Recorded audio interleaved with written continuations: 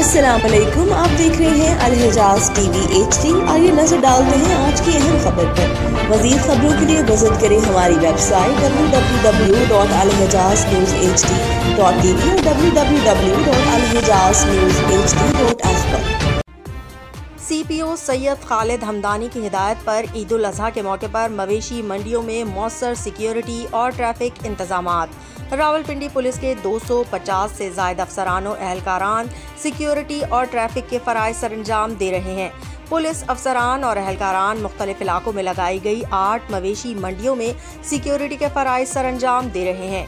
मवेशी मंडियां भाटा चौक, नस्त कोहनूर मिल्स, नस्त शरीफ अस्पताल स्टॉप वाकेंड, टिम्बर मार्केट रोड टेक्सला, नस्त फातमा जिना यूनिवर्सिटी चक्री रोड, नस्त मिंकियाला पुल कलर सैयदा गुलियाना रोड, नस्त स्लॉटर हाउस गोजर खान टंगी रोड कोहोटा, मंगाल चौक कलर बाईपास लगाई गई हैं। थानों की मोबाइल्स डॉल्फिन और मुहाफिज स्क्वाड इलाके में गश्त के फ़राइज़ सरअंजाम दे रहे हैं। शहरियों की जान और माल का तहफ़्फ़ुज़ अव्वलीन तरजीह है, जिसके लिए तमाम वसाइल बरूए कार लाए जा रहे हैं।